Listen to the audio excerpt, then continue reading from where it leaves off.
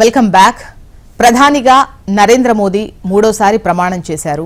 2014-19 తర్వాత మళ్ళీ ఇప్పుడు నెహ్రూ రికార్డును సమన్ చేశారు. నిన్న 71 మంది కేంద్ర మంత్రులతో ఆయన ప్రధానిగా ప్రమాణ స్వీకారం చేశారు. అటు ఏపీకి 3 కేంద్ర మంత్రి పదవులు, ఇటు తెలంగాణకు 2 కేంద్ర మంత్రి పదవులు ఇచ్చారు.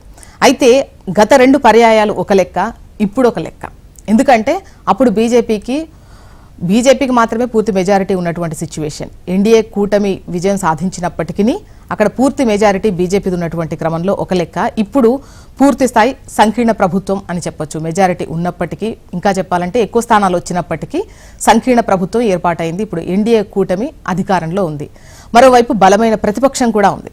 ఇప్పుడు నిర్ణయాలు ఏ విధంగా ఉంటాయి, వాటి అమలు ఏ విధంగా ఉంటుంది అనేది చర్చకు వస్తున్నటువంటి అంశాలు. ఎందుకంటే 2.0 ఒకలా ఉంది, ఇప్పుడు 3.0 మరింత వేగంగా ఉంటుంది అని చెప్పినటువంటి క్రమంలో తీసుకున్నటువంటి నిర్ణయాలు ఏ మేరకు ముందుకెళ్లేటువంటి అవకాశాలు ఉంటాయి, బీజేపీ మార్కు పాలన ఎంతవరకు ఉంటుంది అనేది చర్చ. మరోవైపు ఏపీకి సంబంధించి ఇక్కడ అధికారం చేపట్టేటువంటి క్రమంలో ఏపీ అనేది కింగ్ మేకర్ అయినటువంటి సిచ్యువేషన్లో ఇన్ని రోజులు బలం లేకపోవడం వల్ల ఏపీకి ఒనగూరేటువంటి ప్రయోజనాలు ఏవైతే ఉన్నాయో వాటిని అడిగినా ఇవ్వలేనటువంటి సిచ్యువేషన్ కేంద్రంలో ఉంది కాబట్టి సాధించలేకపోయాము. ఇప్పుడు పరిస్థితి వేరు అంటున్నారు. మరి ఏపీకి ఎటువంటి ప్రయోజనం చేకూరే అవకాశం ఉంటుంది, మాట్లాడదాం. గెస్టులు కూడా రెడీగా ఉన్నారు. మల్లెల లింగారెడ్డి గారు మాజీ ఎమ్మెల్యే టీడీపీ నుంచి, అల్జాపూర్ శ్రీనివాస్ గారు బీజేపీ సీనియర్ నాయకులు, భవానీరెడ్డి గారు కాంగ్రెస్ అధికార ప్రతినిధి, కృష్ణాంజనేయులు గారు సీనియర్ జర్నలిస్ట్. నమస్తే అండి, వెల్కమ్ టు ద డిబేట్. ముందుగా శ్రీనివాస్ గారు నిన్న ప్రమాణం చేశారు, మీతోనే స్టార్ట్ చేద్దాం. అండ్ ఇది నిజంగా చెప్పాలి అని అంటే 2.0 కన్నా 3.0 పైన మీరు కూడా ఎక్కువ ఎక్స్పెక్టేషన్స్ పెట్టుకున్నారు. మేము వచ్చిన తర్వాత ఈ నిర్ణయాలు ఉంటాయి, వచ్చిన వెంటనే అసలు ఫైల్ అక్కడ పెట్టుంచాం, రాగానే అమలు చేయడమే అన్న విధంగా చెప్పినటువంటి క్రమంలో బలమైన ప్రతిపక్షం ఉంది, మిత్రపక్షాల సమ్మతి అవసరం ఉంటుంది. ఇప్పుడు ఎలా ఉంది పరిస్థితి? నమస్కారం అండి, మీకు ప్యానల్ మెంబర్స్ కు వీక్షకులకు అందరికీ కూడాను.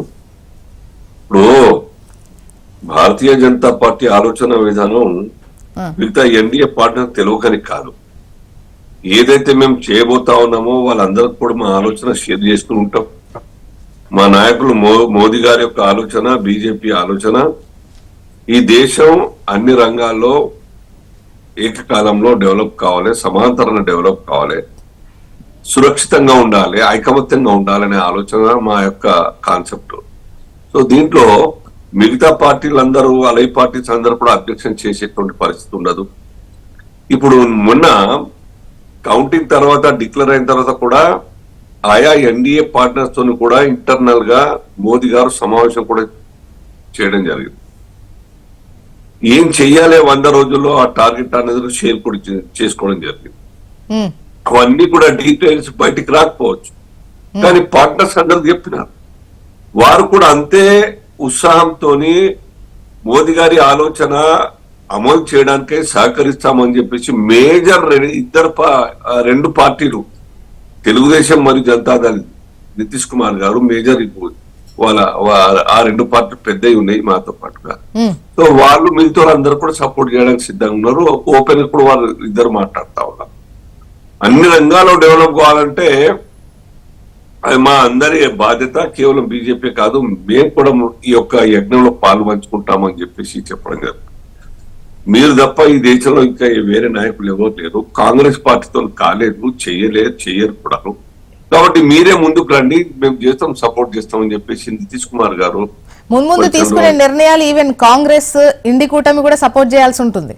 ఎందుకంటే అక్కడ మెజారిటీ అనేది గెలుపుకు ఒక లెక్క ఉంటుంది, అండ్ బిల్లుల అమలుకు సంబంధించి 3/4 లెక్క ఒకటి ఉంటుంది. సో అప్పుడు విపక్షాల సమ్మతి కూడా అవసరమే.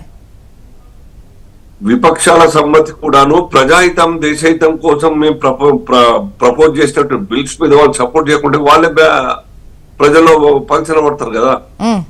మేము ఏం చేయబోతున్నాం, దానివల్ల దేశానికి, ప్రజలకు ఏం లాభం జరగబోతా ఉన్నది, దాని పర్యవసానాలు అవన్నీ కూడా ముందర పెడతాం కదా. బిల్లు పెట్టడం, హౌస్ లో పెట్టడంతో కేవలం పేపర్ పెట్టేస్తాం, మా సపోర్ట్ చేయండి, రిజెక్ట్ చేయండి, దాని యొక్క కారణాలు చెప్పకుండా, డిస్కషన్ లేకుండా ఏమి ఉండదు. డెఫినెట్ గా చర్చ జరుగుతుంది. ఆ చర్చ యొక్క సారాంశం ప్రజలకు అర్థమయ్యే విధంగా హౌస్ ద్వారా, టీవీల ద్వారా, పత్రికల ద్వారా ప్రజల్లో ప్రజలకు తెలుస్తుంది. మంచి విషయాన్ని సపోర్ట్ చేయకుంటే నేచురల్ గా ఆ పార్టీ కూడా బాధ్యత రాహిత్యంగా వ్యవహరిస్తున్నాయని చెప్పేసి ప్రజలు అర్థం చేసుకుంటాం. మేము కూడా యూపీఏ సర్కార్లో యూపీఏ 2లో ప్రవేశపెట్టిన 1లో ప్రవేశపెట్టిన మంచి ఏవైతే ఉన్నాయో మేము సపోర్ట్ చేస్తాం. ఇందిరాగాంధీ పీరియడ్ లో సపోర్ట్ చేస్తాం. మిగతా సందర్భాలు కూడా మేము అపోజిషన్ ఉన్నప్పుడు మంచి విషయాలు మా పార్టీగా ప్రజా శ్రేయస్సు కోరి మంచి ఆలోచన ముందర నుంచి వస్తే సపోర్ట్ చేసే సందర్భాలు ఉన్నాయి. వాళ్ళు అదే చెప్తున్నారు, ప్రజా శ్రేయస్సు కోరి ఉంటే సపోర్ట్ చేస్తాము, ప్రజల కోసం కొట్లాడుతున్నాం కాబట్టి వాళ్ళకి ఏ మాత్రం అన్యాయం జరిగినా మేము సపోర్ట్ చేసేటువంటి అవకాశం ఉండదు, వాళ్ళ తరఫున మేము మాట్లాడతాను వాళ్ళు ఇదే చెప్తారు. డిఫరెంట్ వాళ్ళ యొక్క సలహాలు కూడా తీసుకుంటాం, వారి యొక్క అభిప్రాయాలు కూడా ప్రజలకు తీసుకుంటాం. భవానీ రెడ్డి గారు, ఓకే భవానీ రెడ్డి గారు, ఒక విధంగా చెప్పాలంటే కాంగ్రెస్ నమస్తే అండి, కాంగ్రెస్ ఇంకెక్కడుంది, కాంగ్రెస్ పని అయిపోయింది అన్నటువంటి క్రమంలో అటువంటి చర్చ నడిచింది. ఈవెన్ అంటే ఫలితాలు వచ్చే ముందు వరకు కూడా కాంగ్రెస్ ఎక్కడ మహా అయితే ఈ అసెంబ్లీ స్థానాలకు సంబంధించి అటు కర్ణాటక ఇటు ఈ తెలంగాణలో అధికారంలో ఉంది, మిగతా ఎక్కడ లేనటువంటి పరిస్థితి ఇంక అయిపోయింది అన్నటువంటి సిచ్యువేషన్ లో నిజంగా కూడా బలమైన ప్రతిపక్షం ఇప్పుడు ఇండి కూటమికి వచ్చింది. ఈ క్రమంలో ఏ విధంగా చెప్పండి. ఇందాక శ్రీనివాస్ గారు చెప్తూ ఒక వర్డ్ మాత్రం మిగతాన్ని ఓకే జనరల్ గా మాట్లాడినరు ఆయన. ముందుగా వాళ్ళకి శుభాకాంక్షలు. మన రాష్ట్రం నుంచి కొత్తగా పోయిన మంత్రులు ఇద్దరికి కూడా శుభాకాంక్షలు. అట్లాగే వాళ్ళు గతంలో రావాల్సిన బకాయిలు ప్లస్ ఇప్పుడు కొత్తగా రావాల్సిన నిధులు ఏమన్నా ఉంటే అవి తీసుకొస్తారని రాష్ట్రానికి ఆశిస్తూ ఇందాక ఆయన మాట్లాడుతూ చెప్పింది పెద్ద ఆయన. సరే మొదటి రోజే ఇప్పుడే ఎందుకు గట్టిగా కౌంటర్ చేయడము, బట్ నేను కూడా కొంచెం సంయమనంతో మాట్లాడదామని అనుకున్నా. సో ఆయన మాట్లాడుతూ కాంగ్రెస్ తో కాదు అని చెప్పి ఇక ప్రజలు పట్టం కట్టిండ్రు అంటే నిజంగా కూడా పెద్ద ఆయన కాంగ్రెస్ తో కాదు, అట్లాంటి వికృత రాజకీయ క్రీడలు మహారాష్ట్రలో చేసినట్లాంటి మతం కాదు. కాకనే ఇవాళ ఇట్లున్నాం మేము. ఏమైంది, హర్యానా ఏమైంది, యూపీ ఏమైంది, రాజస్థాన్ ఏమైంది, మహారాష్ట్ర కూడా మీరు ముచ్చటబడి చీల్చిన మహారాష్ట్రలో కూడా ఒక్కొక్కటే కదా, గుర్తు మారినా కూడా ప్రజలు తిరస్కరించారు మిమ్మల్ని. సో అవన్నీ పక్కన పెడితే రామ మందిరాలు మీరు ప్రతిష్టాత్మకంగా కట్టిన అయోధ్య కూడా పోయింది. తర్వాత ఇక్కడ మన దగ్గర భద్రాచలం. సో అన్ని చోట్ల ఏడేడా రామ మందిరాలు ఉన్నాయో మీరు రాముని మోసిరు ఆడంతటా పోయింది. అలా గొప్పగా ఏం లేదు. టుకుడేకా పార్టీ అన్నారు మమ్మల్ని, ఇవాళ మీ 14 తుకుడాలు మీ కూడా. సో అంత గొప్పగా ఏం లేదు.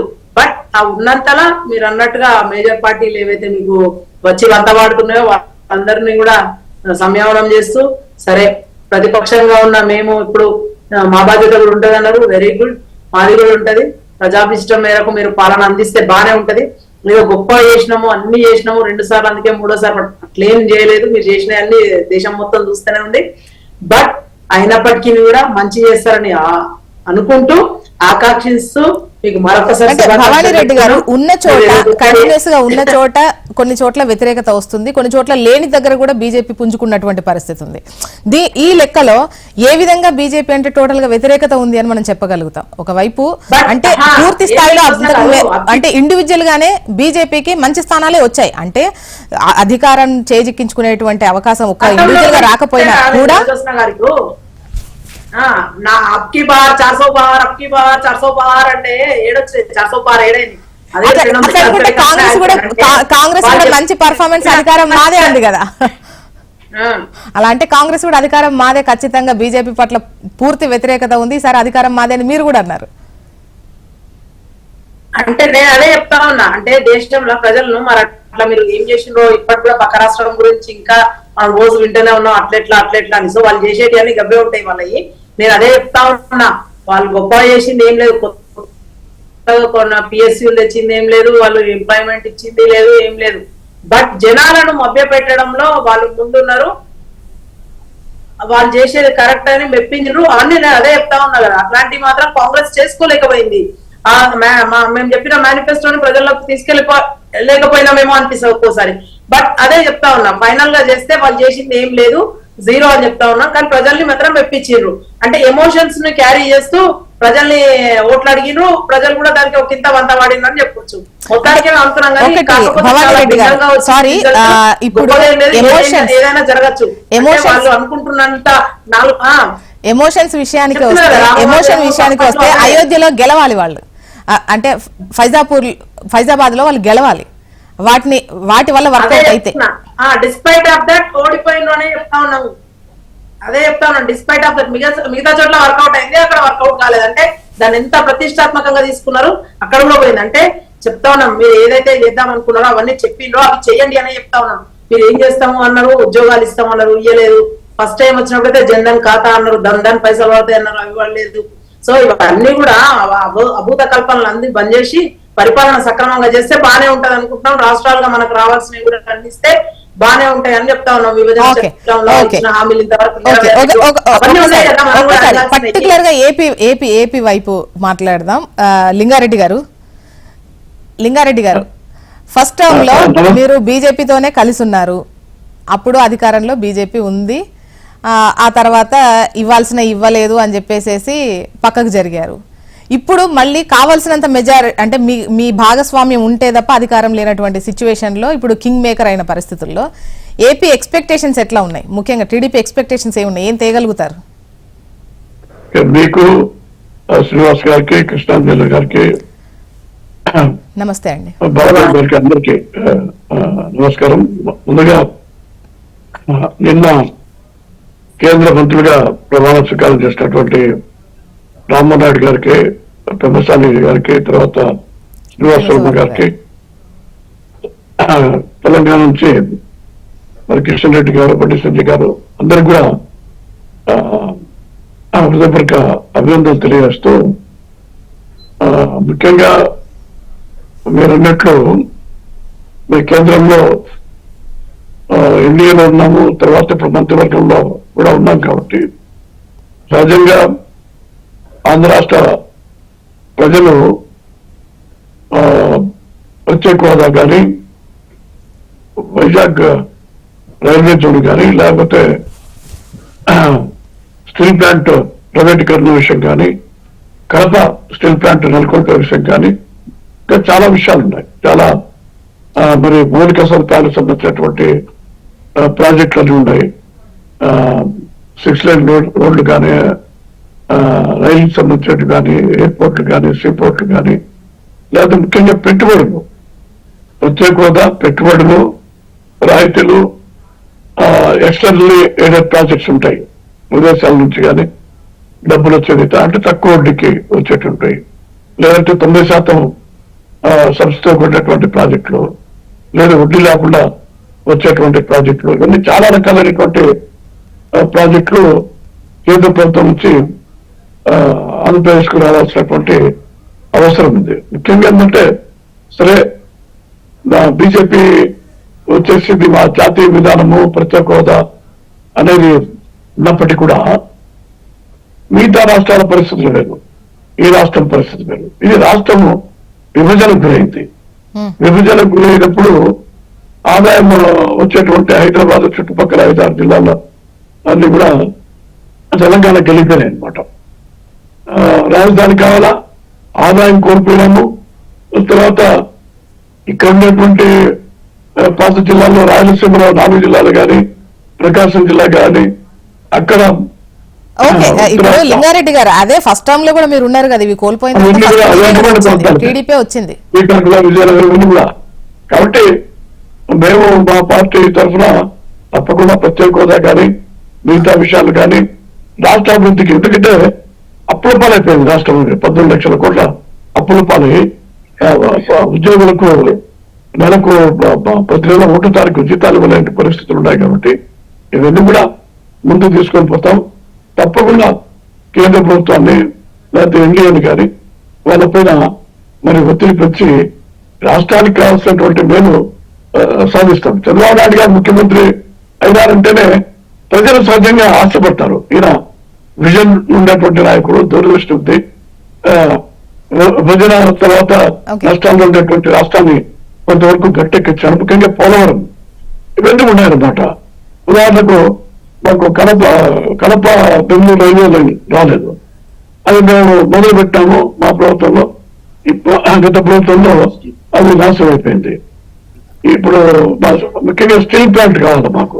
ఓకే, మెయిన్ ఏంటంటే రాష్ట్రానికి కేంద్రం నుంచి రావాల్సినటువంటి అంశాలకు సంబంధించి అంటే ప్రముఖమైనటువంటి ఒక ప్రత్యేకమైనటువంటి ప్రాధాన్యత సెంట్రల్ ఇవ్వాలి అన్న విధంగానే ఇప్పుడు ఆలోచన ఉంటుంది ఎవరికైనా కూడా. ఎందుకంటే గత 10 సంవత్సరాలు చూశారు, ఇప్పుడు ఏదైతే ఉమ్మడి రాజధాని ఉందో ఆ టైం కూడా అయిపోయినటువంటి క్రమంలో ఒకవైపు రాజధాని నిర్మాణం కావచ్చు, ఇంకా చాలా చాలా విషయాలు మీరు ఎత్తుకున్నటువంటి అంశాలు, దాంతో పాటు సంక్షేమ పథకాలు అవి ఇంకా పెద్ద ఖర్చే ఉంది, అదే పెద్ద ఖర్చు.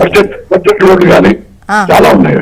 ఓకే, తెలంగాణ ముఖ్యంగా తెలంగాణతో విభజన సమస్యలు ఉన్నాయి. 11th షెడ్యూల్ కానీ 12th షెడ్యూల్ లో మరి విభజన అంశాలు ఉన్నాయి. 7,000 కోట్ల రూపాయలు తెలంగాణ ప్రభుత్వం నుంచి ఈ పవర్ సప్లై సంబంధించినటువంటి డబ్బులు కావాలా, ఇవన్నీ కేంద్ర ప్రభుత్వం తప్పకుండా చేయాలని చెప్పి చేస్తుందని చెప్పి కృష్ణాంజనేయులు గారు విశ్లేషణ తీసుకుందాం. కృష్ణాంజనేయులు గారు, అండ్ మూడోసారి మోదీ సర్కార్. నమస్తే అండి, చెప్పండి. ఇప్పుడు మూడోసారి అంటే సారీ నేను అడిగేటప్పుడు చెప్పండి. పర్వాలేదండి. ఇప్పుడు ఆల్రెడీ లింగారెడ్డి గారు మేము గట్టిగానే అడుగుతాము మా ప్రభుత్వాన్ని, ఎన్డీఏ ప్రభుత్వాన్ని అని చెప్పేసి ఆయన చెప్పారు. మంచిదే, సంతోషము. మీరు కూడా చెప్పారు ఫస్ట్ లో మొదటి ఎన్డీఏ ఫస్ట్ లో వీళ్ళు ఉన్నారు కదా, ఆల్రెడీ ప్రభుత్వంలో ఉన్నారు, అప్పుడు ఫెయిల్ అయ్యారు అనేటువంటిది అందరికి తెలిసినటువంటి విషయం. అలాగని ఇప్పటికిప్పుడుగా ఏం పొట్లాడ పెట్టుకోవాలని ఎవరు కోరుకోవటం లేదు.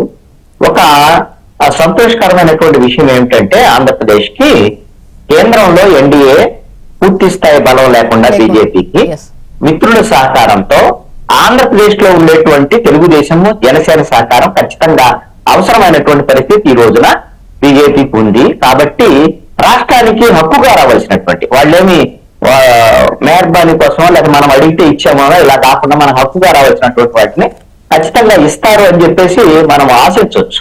అలాంటి ప్రయత్నం కూడా చంద్రబాబు నాయుడు కూడా చేస్తారు అని కూడా నేను అనుకుంటున్నాను. ఎందుకోసం చంద్రబాబు నాయుడు, పవన్ కళ్యాణ్ ఇద్దరు పోట్లాడినటువంటి వాళ్ళే రాష్ట్ర హక్కుల కోసం. ఇప్పుడు కేంద్రంలో భాగస్వాములుగా ఉన్నారు కాబట్టి, ఎన్డీఏలో భాగస్వాములుగా ఉన్నారు కాబట్టి కేంద్ర ప్రభుత్వంలోనే నేరుగా తెలుగుదేశం పార్టీ చేరినటువంటి పరిస్థితి కూడా ఉంది. కాబట్టి ప్రత్యేక హోదా, అదే విధంగా విభజన హామీల్లో రాజధానికి సంబంధించిన అమరావతి కానీ, పోలవరం పునరావాస ప్యాకేజీకి సంబంధించి ఈ కీలకమైనటువంటి వాటిని సాధిస్తారు అని చెప్పేసి ఆశిద్దాం. సాధించలేనటువంటి పరిస్థితి ఉంటే, గట్టిగా అడగలేనటువంటి పరిస్థితి ఉంటే ఖచ్చితంగా రాష్ట్ర ప్రజలు వీళ్ళని నిలదీసేదానికి అవకాశం ఉంటుంది.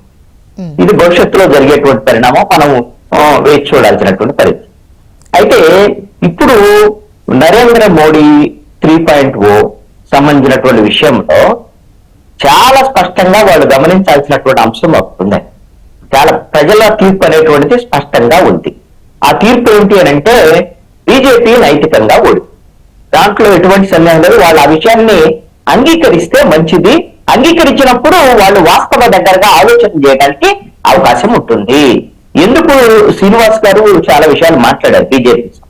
ఎందుకు ఈ మాట అన్నాను నైతికంగా ఓడిపోయారు అంటే, వాళ్ళు 400 సీట్లు పైగా మాకు వస్తాయి, 370 మాకు సొంతగా వస్తాయి అనుకుంటే, వాళ్ళకు పాత రెండోసారి వచ్చిన 303 సీట్లే రాకుండా మ్యాజిక్ ఫిగర్ కూడా దగ్గరకు రాలేకపోయారు 272. కాబట్టి మిత్రుల మీద ఆధారపడ్డారు. తప్పుకోవడం అనేది భారతదేశానికి కూడా మంచిదే.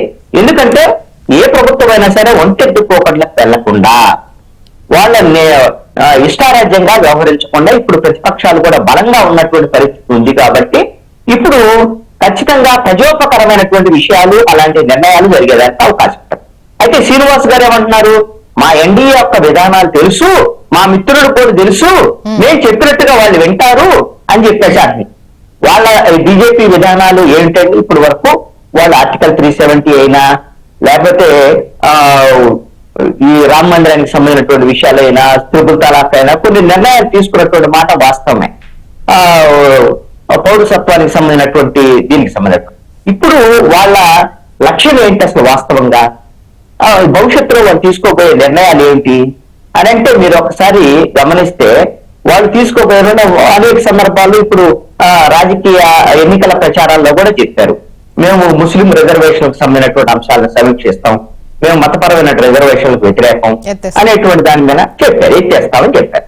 ఇప్పుడు ఎత్తేస్తా ఉన్నారు అనుకోండి, మా బీజేపీ గురించి అంతగా తెలుసుగా తెలుగుదేశానికి తెలుసు, జనసేనకు తెలుసు కదా అన్నారు అనుకోండి, నితీష్ కుమార్ తెలుసు కదా. ఎత్తేస్తారంటే వాళ్ళు మిత్రపక్షంగా తలవుతారు అంటే వాళ్ళ పరిస్థితి ఏంటి రాజకీయంగా? మరి అందుకని వాళ్ళకి నష్టం కలిగేటువంటి నిర్ణయాన్ని మీరు చేసినా కానీ అంగీకరిస్తారా? అంగీకరించేదానికి అవకాశం లేదు. ఎందుకంటే రాజకీయంగా వాళ్ళకి నష్టం జరిగేదానికి అవకాశం. అదేవిధంగా కామన్ సివిల్ కోడ్కు సంబంధించినటువంటి దాని మీద వాళ్ళు ఎప్పటి నుంచో చెప్తున్నటువంటి మాట బీజేపీకి సంబంధించి. మరి కామన్ సివిల్ కోడ్ విషయంలో మరి వీళ్ళు మిగతా వాళ్ళ మిత్రులు అంగీకరిస్తారా? అదేవిధంగా కొంత రాజ్యాంగానికి సంబంధించినటువంటి విషయాల్లో మార్పులు లేదా ఏదో చేయాలనేటువంటి వాళ్ళ ఆలోచనలు ఇవన్నీ ఉన్నాయి బీజేపీకి సంబంధించి. వీళ్ళు గతంలో వాళ్ళు ఇష్టారాజ్యంగా చేస్తే వాళ్ళకు పూర్తి మెజారిటీ ఉంది కాబట్టి మిత్రులుగా ఉన్నటువంటి వాళ్ళు, మిత్రులుగా లేనటువంటి వాళ్ళు కూడా సహకరించినటువంటి పరిస్థితి ఉంది. ఆ రోజున పూర్తి బలం ఉంది కాబట్టి ఈ రోజున బలం లేదు కాబట్టి మిత్రులు కూడా సహకరించేదానికి అవకాశం లేదు. అందరి ఆమోద యోగ్యమైతే అది మీరు ఇంకా చాలా స్పష్టమైనటువంటి ఒక మాట చెప్తారు. అదేంటి, ప్రతిపక్ష పార్టీలు కూడా అంగీకరిస్తే, వాళ్ళు ఆమోదిస్తే, అంటే మేము వాళ్ళను కూడా ఆమోదించే విధంగా చేస్తాము, వాళ్ళను కూడా ఒప్పించేటువంటి విధంగా చేస్తామని అంటారు. వీళ్ళు ప్రతిపక్షాలను ఏ విధంగా గొంతు నొక్కారు అనేటువంటి విషయాన్ని మనం ఇప్పుడు 2 సార్లు వాళ్ళ పరిపాలనలో చూసాం కదా. ఇప్పుడు ఆదానికి సంబంధించినటువంటి విషయంలో పార్లమెంటరీ కమిటీ వేయాలి అని అంటే కనీసమైనటువంటి ప్రతిపక్షాల యొక్క కృష్ణారావు గారు, బీజేపీ అనే కాదు, గతంలో కాంగ్రెస్ ఉన్నప్పుడు కూడా జేపీసీ అడిగినటువంటి సందర్భాలు చాలా ఉన్నాయి. అధికారంలో ఉన్నటువంటి వాళ్ళు వన్స్ ఆ జేపీసీ అంటే అడిగిన ప్రతిసారి వేసేటువంటి అవకాశాలు ఉండవు కదా. ఆ టైంలో సమ్ స్టాక్స్ కూడా ఇబ్బంది పడేటువంటి అవకాశం ఉంటుంది. జేపీసీ వేస్తే స్టాక్స్ కూడా ఇబ్బంది పడే అవకాశం ఉంటుంది. రకరకాల మదుపర్లు నష్టాలను చవి చూసే అవకాశాలు ఉంటాయి. ఇటువంటి చర్చలు కూడా నడిచాయి కదా. జ్యోత్స్న గారు, జేపీసీ వేశారా లేదనే పాయింట్ కాదు, కనీసమైనటువంటి చర్చకు అంగీకరించారా? రాహుల్ గాంధీని ఏ విధంగా టార్గెట్ చేశారు అంటే ఆయన కాంగ్రెస్ పార్టీ ఇంకొక విషయాన్ని పక్కన పెడితే ఆదానికి సంబంధించినటువంటి ఒక అంశాన్ని భారతదేశ ప్రజలందరూ కూడా అంశం మీద వాస్తవాలు ఏమిటి తెలుసుకోవాలని కోరుకునేటువంటి సందర్భం ఉన్నప్పుడు బుల్డోజ్ చేశారు ప్రతిపక్షాలకు సంబంధించినటువంటి అన్ని అంశాలని. కాబట్టి ఇట్లా ఆషామాషిగా వాళ్ళ ఇష్టారాజ్యంగా ఇప్పుడు చేయడానికి సాధ్యం కాదు. ఒకవేళ అలాంటి కలలుగిన వాళ్ళు కంటుంటే ఖచ్చితంగా భవిష్యత్తులో వాళ్ళకి ఎదురు దెబ్బలు తగలబోతున్నాయి. ముందు ముసళ్ళ పండగని అంటాం కదా, అలాంటి పరిస్థితిని బీజేపీ ఎదుర్కోబోతోంది. అన్నిటికీ మించి ఆంధ్రప్రదేశ్ విషయంలో ఇప్పటికైనా సరే కేంద్రంలో ఉండేటువంటి బీజేపీ ఇప్పటికే 10 ఏళ్లు నష్టపోయారు. 10 ఏళ్ళు ఇప్పుడు ఆంధ్రాకి సంబంధించి ఇంతకుముందు అనుకున్నట్టు ఆంధ్ర ఇప్పుడు కింగ్ మేకర్ అయిన సిచ్యువేషన్ లో అవసరం ఉన్నటువంటి క్రమంలో అంటే విభజన హామీలకు సంబంధించి గతంలో ఇచ్చినవి మాత్రం చూసేటువంటి అవకాశం అయితే కనిపిస్తోంది. మేబీ అవి సాధించుకోగలుగుతారా? సాధించుకోగలగాలి అంటే మాత్రం గట్టిగా అడగాలండి. మిత్రపక్షంగా ఉన్న చంద్రబాబు నాయుడు, పవన్ కళ్యాణ్ అడుగుతారని మనం ఆశిస్తున్నాం. అడగాలని కూడా కోరుకోవాలి. అడిగితే మాత్రం న్యాయం జరుగుతుంది. ఓకే, శ్రీనివాస్ గారు, టెక్నికల్ గా గెలిచారు కానీ నైతికంగా ఓడారు అనేది కృష్ణాంజనేయులు గారు ఇంతసేపు చెప్పినటువంటి దాంట్లో నాకు అర్థమైన విషయం. అంటే మీ పట్ల వ్యతిరేకత ఉంది, అది ఇంకాస్త పెరిగుంటే గనక అధికారం కూడా దక్కేది లేనటువంటి సిచ్యువేషన్ లో బీజేపీ ఉండే. ఒక్కటి జ్యోష్ణ గారు, అదే బ్యూటీ ఆఫ్ ది పార్లమెంట్ వ్యవస్థ గారు, చెప్పండి. అదే ప్రజాస్వామ్యం అంటేనే మరి ప్రజల అభిప్రాయం మేరకు అందరం కూడా తల వంచాల్సిందే, ఒప్పుకోవాల్సిందే. దీంట్లో బాధపడాల్సిందే ఉన్నది. గౌరవించాలగా ప్రజా మ్యాండేట్. సో మాకు వాళ్ళు కూడా దేశం మొత్తంలో 240 ఇచ్చినారు, ఎంత తక్కువ కాదే. ప్రతిపక్షాలు బాగా మా మీద ఆరోపణలు చేసినట్టు ఫెయిల్యూర్ అయిపోయాయి సర్కార్ మొత్తం అన్ని రాష్ట్రాల్లో, దేశం మొత్తం కూడా ఎంత పడ్డదంటే 29 వస్తుంది. వాళ్ళు ఆరోపణలు చేశారా, వాళ్ళ విమర్శలు చేశారా, మీరు వాళ్ళ పైన విమర్శలు చేశారా, ఎన్నికల్లో చాలా విన్నాం. కాకపోతే ఈవెన్ అంటే ఆలోచించినవి, ఎగ్జిట్ పోల్స్ చూసినవి, అండ్ ఈవెన్ కాంగ్రెస్ లో కూడా చాలా మంది అనుకున్నవి కూడా మీకు పూర్తి స్థాయి మెజారిటీ అయితే మీకు ఇండివిజువల్ గా వస్తుంది. మీరు అనుకున్న 370 బీజేపీకి ఒక్కటికి వచ్చినా రాకపోయినా కూడా మెజారిటీ మ్యాజిక్ ఫిగర్ అయితే దాటుతారు. బీజేపీకే ఉంది హైపు, మోడీ చరిష్మానే ఉంది, ఖచ్చితంగా బీజేపీ విన్ అన్నటువంటి దాంట్లో నుండి ఇంత టఫ్ ఫైట్ ఇచ్చింది కాంగ్రెస్. అది మీరు ఒప్పుకోవాలి. దాంట్లో నేను చెప్తున్నా, ప్రజాభిప్రాయాన్ని గౌరవించాల్సింది ఎవరమైనా. మాకే కాదు, ఈ యొక్క ఎగ్జిట్ పోల్స్ కి ఎవ్వరు కూడా అంచనా అందలే కదా. అవును, అందరు కూడా 350 పైన అని చెప్పినారు. బిలో 350 ఎవరు చెప్పలేదు ఎన్డీఏ గురించి, బీజేపీ గురించి. సో వారి అంచనా కూడా అందలేదు ప్రజల యొక్క అభిప్రాయం. ఇది ఎన్నికల వ్యవస్థలో ఆ రకంగా అటుపోట్లు ఓటమి గెలుపులు సహజంగా ఉంటాయి. అయినా దేశం మొత్తంలో అతిపెద్ద పార్టీగా మేము 240 గెలిచినాం. మిగతా పక్షాలు కూడా ఎన్డీఏ ద్వారా పోటీ చేసినట్టు పక్షాలు గెలిచినాయి. నేచురల్ గా ఆ మ్యాండేట్ మాకు ఉన్నట్టే కదా. బీజేపీ కొంచెం తక్కువ వచ్చినా గానీ ఎన్డీఏ ఆన్ ది హోల్ దేశం మొత్తంలో మరి మెజార్టీ వచ్చింది కాబట్టి నేచురల్ గా అది గెలిపే.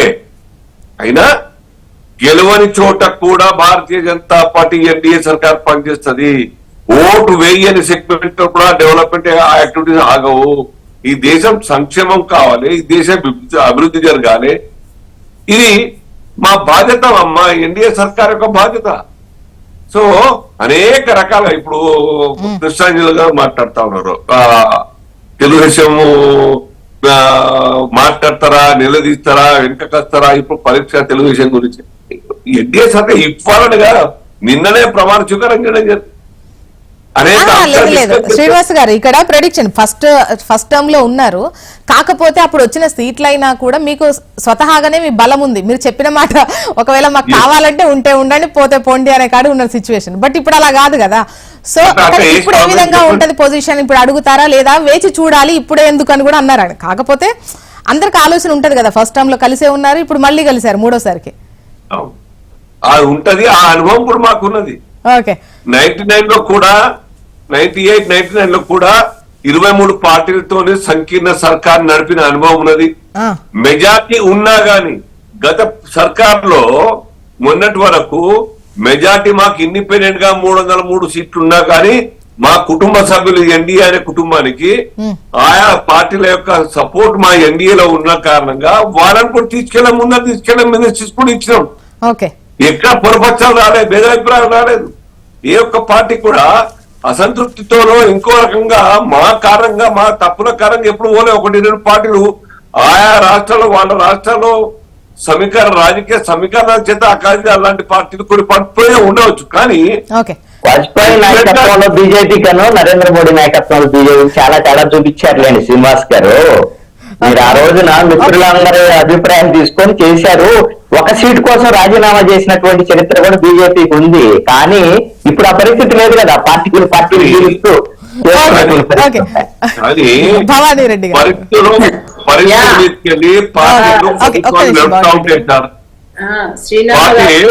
ప్రభుత్వాన్ని నడపాల్సి వస్తే నడుపుతాం.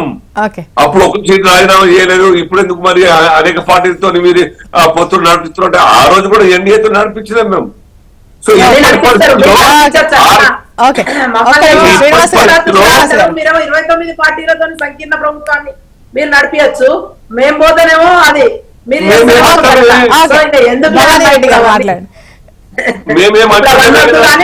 మాకు అనుభవం ఉన్నది. అనేక పార్టీలతో సంకీర్ణ ప్రభుత్వాన్ని నడిపిన అనుభవం ఉన్నది, కేంద్రంలో ఉన్నది. ఆయా రాష్ట్రాల్లో పనిచేస్తాం, ఆయా రాష్ట్రాల్లో రాష్ట్ర ప్రభుత్వంతో కలిసి పనిచేస్తాం. తెలుగుదేశంతో మేము కలిసి పనిచేస్తాం. ఇక ఆంధ్రప్రదేశ్ ఉన్నప్పుడు మొన్న ఆంధ్రప్రదేశ్ సెపరేట్ అయిన తర్వాత కూడా కలిసి పనిచేస్తాం, సర్కార్ నడిపించినవే.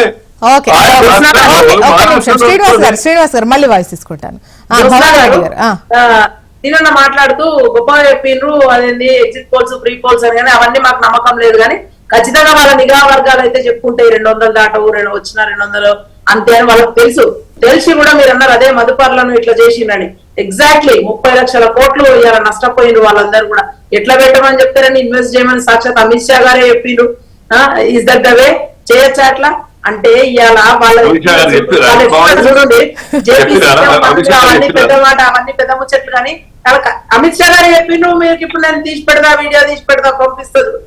అంటే ఒప్పుకోవాలి మీరు పని. ఇప్పుడు నేను చెప్పినా కదా మీకు కంగ్రాచులేషన్స్. ఇప్పుడు భవానీ గారు మెయిన్ ఇప్పుడు బలమైన ప్రతిపక్షంగా ఉన్నటువంటి క్రమంలో మామూలుగా ఇండి కూటమి మీద ఇవన్నీ ప్రచారాలు, మేము వస్తే ఇది చేస్తాం, అది ఇది ఇన్ని లెక్కలు ఒకటి. అండ్ ఇండి కూటమికి ఎవరు సారథ్యం వహిస్తారు, ముఖ్యంగా ప్రధాని ఎవరైతే ఇటువంటివి చెప్పకపోవడం, మళ్ళీ సఖ్యత లేదు అనేదే, వీళ్ళు వస్తే ఏంటి ఈ పంచుకోవడం, వీటితోనే కాలం గడిచిపోద్ది అనేటువంటి ప్రచారం పెద్ద ఎత్తున జరిగింది. అటువంటివే సైన్స్ కూడా మీ దగ్గర నుండి వచ్చినటువంటి ప్రతి ఒక్క మీటింగ్ లో ఒకరు ఉండేవాళ్ళు కాదు, ఒకరు వచ్చేవాళ్ళు కాదు, ఇటువంటి సిచ్యువేషన్స్ కూడా చూసాం. సో అది మీకు ఎంతో కొంత మైనస్ అయింది. అండ్ ఇప్పుడు మీకు వచ్చినటువంటి నిజం చెప్పాలంటే ఇంత మంచి నంబర్ తోని కూర్చోబోతున్నారు. సో ఇప్పుడు ఎలా ఉండేటువంటి ఛాన్స్ ఉంది ఏంటి దానిపైన? డెఫినెట్ గా ప్రజా సమస్యల మీదనే పోరాటం ఉంటది. మొదటి నుంచి అయినా సరే సంస్థలు కాపాడాలన్న ఉద్దేశం మాకు ఉంటది. కాంగ్రెస్ ప్రతిష్టాత్మకంగా ఇచ్చిన అన్ని కూడా, దేశానికి ఇచ్చిన అన్ని కూడా వాళ్ళు అమ్ముతా ఉంటే అప్పనంగా చూస్తూ కూర్చోము. ప్రతి దగ్గర కూడా పోరాడుతూనే ఉంటాము. వాళ్ళు నడిపేది ఏంది? ప్రభుత్వం ఆస్తులు అమ్ముదా, అప్పులు తెద్దాము, అప్పులు ఎట్లా తెద్దామంటే ఆస్తులు అమ్ముదాం నడుపుదాం అన్నట్టుగానే ఉంది. కొత్తగా మన బిహెచ్ఎల్ తరహాలో డిఆర్డిఏనో కొత్తగా వాళ్ళు పెట్టింది ఏం లేదు. బీడీఓనో ఇట్లాంటి ఏం హెచ్ఎండిఓ ఇంకా ఏమి వాళ్ళు చేసినా ఏం లేవు. కాంగ్రెస్ సంపాదించి పెట్టిన ఆస్తులను నడపాలి, మన ప్రభుత్వాన్ని నడపాలి. వాళ్ళు ఏమన్నా మాట్లాడితే ఏమనంటే ప్రజలకు అర్థం కాని భాష జీడిపి అంటారు, ఏమన్నా అంటే ఇంకోటి అంటారు, సిఏఏ ఇవన్నీ నడవ. ఇప్పుడు 370 హిజాబులు, ట్రిపుల్ తలాకులు, రామ మందిరాలు, పటేల్ విగ్రహాలు ఇట్లాంటివన్నీ నడవవు. ఎందుకంటే ఇప్పుడు మీది కూడా సంకీర్ణ ప్రభుత్వము. మీరు ఏం చేస్తా ఉన్నా కూడా అందరు ఇట్లా తల ఊపుతారని మేమైతే అనుకోము. ఈవెన్ ప్రతిపక్షం కూడా మేము స్ట్రాంగ్ గా ఉంటాము. మీరు ఏది చేసినా కూడా ప్రజలకు అందరికీ కూడా ఆమోదయోగ్యంగా ఉంటేనే అవి ఆమోదించబడతాయి. లేకపోతే మీకు కూడా చుక్కెదురైతుంది. అదే చెప్తా ఉన్నాం, ఎవరైనా సరే ప్రభుత్వాలు ఒళ్ళు దగ్గర పెట్టుకొని నడిపితే మంచిగానే ఉంటది. సరే మీరు అన్నారు ప్రజల అభిష్టంని మేము ఇది చేయాలి అది చేయాలని. ఎస్, ఇప్పుడు మేమేం చేస్తలేం కదా, మాకు అది కూర్చోడం రాకనే కదా ఈడ ఉన్నాము. లేదంటే వేరే లాగుంటుండే. కాంగ్రెస్ ది నైజం అది కాదు. సరే ప్రజల్ని గౌరవిద్దాం, అట్లనే ముందుకు దేశ ప్రజలకు అదే చెప్తున్నాం కదా, మహారాష్ట్ర చరిత్ర ఇప్పుడే చెప్పినా కదా, మళ్ళీ మన వల్ల చెప్పడం. నిన్ననే కొలువు తీరి నువ్వు సంతోషంగా ఉండండి 2 రోజులు. తయారైంది కదా కాంగ్రెస్ పార్టీ. ఎక్కడ కూడా ఏకనాథ్ షిండే తయారు చేయలేదు. వారు చెప్పిండ్రు, ఇప్పుడే అన్నగారు చెప్పిండ్రు, వాజ్పేయి దానికి ఉన్న ఇక్కడ ఉన్న ప్రభుత్వం రాజ్యాకాంక్ష కుర్చీ మీద కూర్చోడానికి.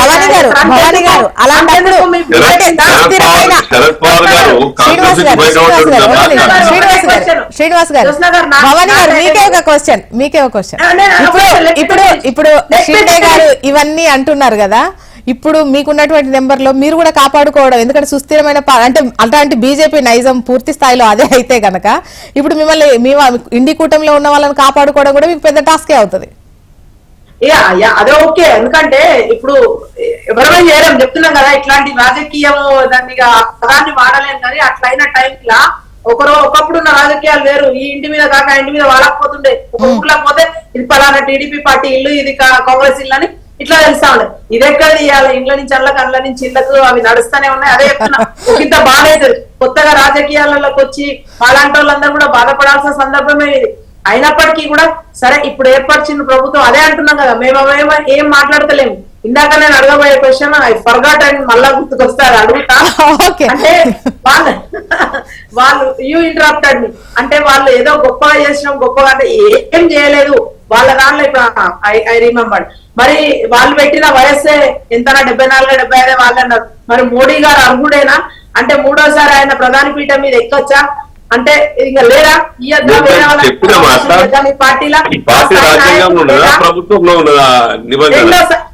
రెండు సార్లు వినండి, 2 సార్లు ప్రధానమంత్రి అయ్యే అవకాశం రాహుల్ గాంధీ గారికే కావచ్చు, సోనియా గాంధీ గారికే కావచ్చు అవకాశం వచ్చినా కూడా అక్కడ మేము మన్మోహన్ సింగ్ గారిని కూర్చోబెట్టినాం. ఇవాళ ఫ్యామిలీ పాలిటిక్స్ అని మమ్మల్ని బురద తల్లి మీరు ఇవాళ అధికారం ఎక్కిండ్రు. మీరు చేస్తున్న ఏది రాజకీయం? అంతకన్నా వికృత రాజకీయం అది. అంటే 3వ సారి కూడా ఆయనే కావాలా ప్రధాని? ఇక దేశంలో ఆ స్థాయి చదువుకున్న వాళ్ళు ఎవరు లేరా? అంత గొప్ప చదువుకున్న ఆయన మేము అదే అంటున్నాం. అంటే నేను సర్కాస్టిక్ గానే మాట్లాడుతున్నా, ఐ నో ఫుల్ కాన్షియస్ తో నేను మాట్లాడుతున్నా, కాన్షియస్నెస్ తో ఉన్నా. బట్ అంటే లేరా అంటున్నా. ఆర్థిక వ్యవస్థ అట్లా కుదేలైపోయింది. ఇలా ఛాలెంజెస్ ఉన్నాయి, ఉద్యోగాలు లేవు, పిల్లలు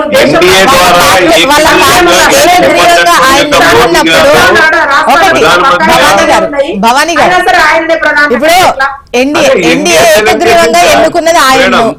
ఇప్పుడు అంటే మరి వాళ్ళకు వర్తించదా? వాళ్ళు రాసుకున్నదే కదా, వాళ్ళు అనుకున్నదే కదా. ఇంతకు మించి వయసు ప్రధానమంత్రికి అర్హులు కాదు, ఎన్నో ప్యానెల్లో ఉన్నాలని అనుమానండి. ఎక్కడ వద్దులేండి. కూడా ఇప్పుడు కొన్ని సందర్భాల్లో ఇప్పుడు మోడీ చరిష్మానే నడిచింది అన్న టైంలో వాళ్ళు కూడా అంటే గతం అలా చెప్పినా కూడా ధైర్యం చేయలేరు కదా. వాళ్ళు ఏదైనా చేయొచ్చు, వాళ్ళు ఏం చేసినా అంటారు. మీరు పక్కన వాళ్ళు చెప్పరు అని అంటే మేము ఎవరికైనా అవకాశం ఇస్తాం. ఓపెన్ అంటే అత్యంత డెమోక్రసీ. ఒకసారి ఏపీ వైపు వెళ్దాము. లింగారెడ్డి గారు మీరే చెప్పాలి. అంటే ముఖ్యంగా ఇప్పటి వరకు ఎదురు చూస్తుంది మాత్రం ఏపీకి సంబంధించే.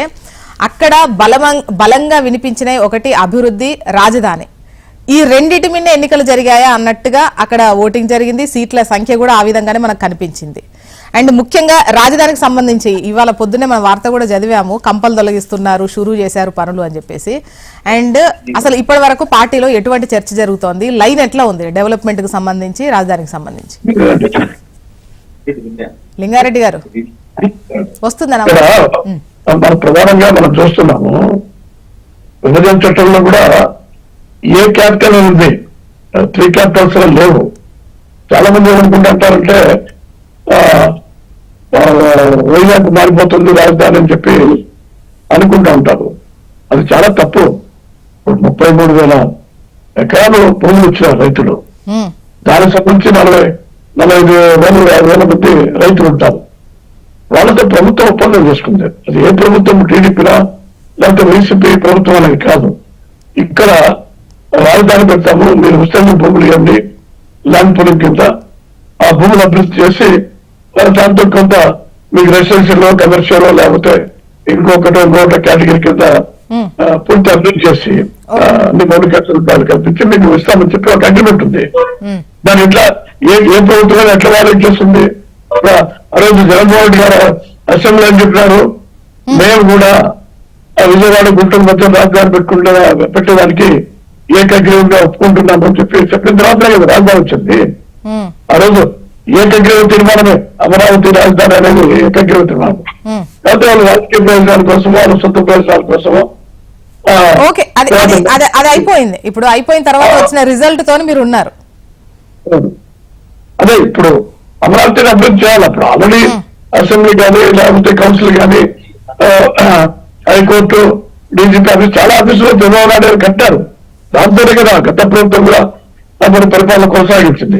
అయితే ఇది అంతర్జాతీయ స్థాయిలో ఒక మంచి రాజధాని కావాలా, ఇది ఒక పర్యాటక కేంద్రంగా, ఒక సాంస్కృతిక కేంద్రంగా, పరిపాలన కేంద్రంగా ఉండాలా?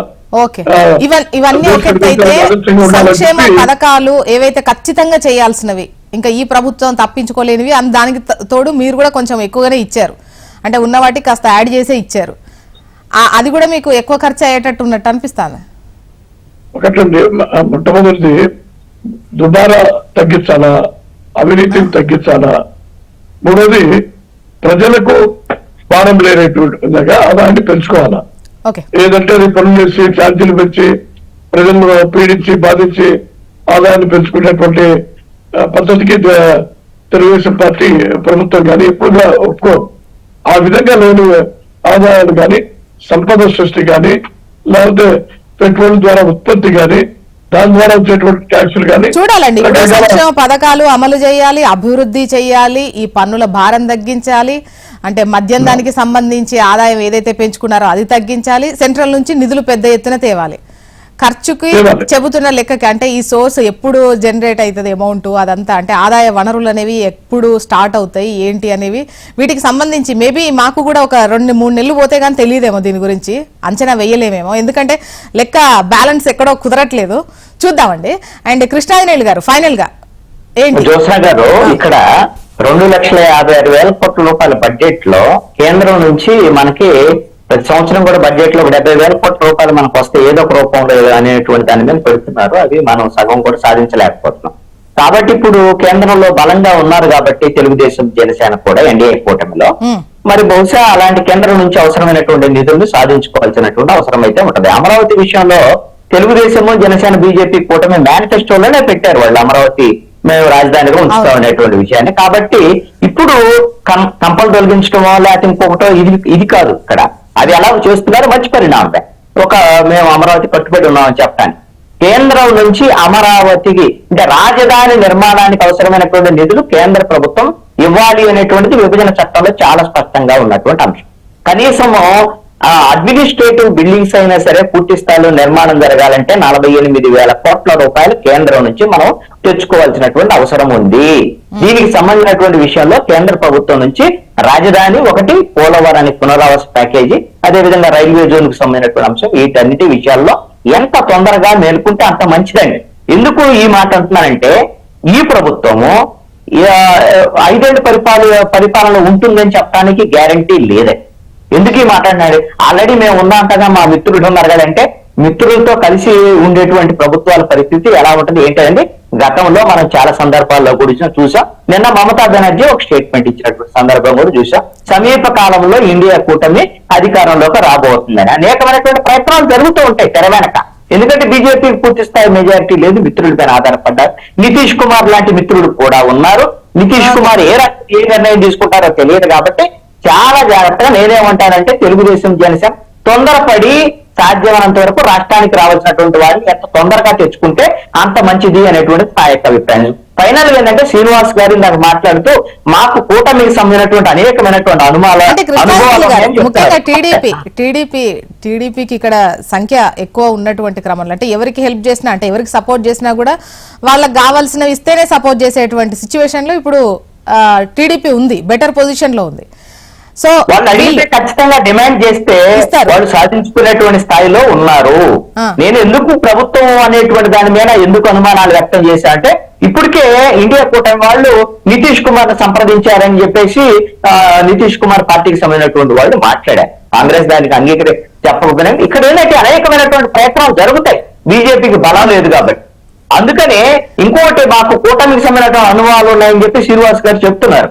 వీళ్ళ కూటమి అనుభవాలు ఏంటంటే, బలం ఉంటే అసలు ఎన్డీఏ కూటమిలో మిత్రులు ఎవరనేటువంటి 2019 నుంచి 24 వరకు కనీసం పట్టించుకున్నటువంటి పరిస్థితులన్నీ అసలు ఎన్డీఏ అనేది ఉందా, బీజేపీ పాలన ఎన్డీఏ పాలన అనేటువంటి దాని మీద ఎప్పుడన్నా ఎవరన్నా అసలు కనీసమైనటువంటి ఒక చర్చ ఉందా?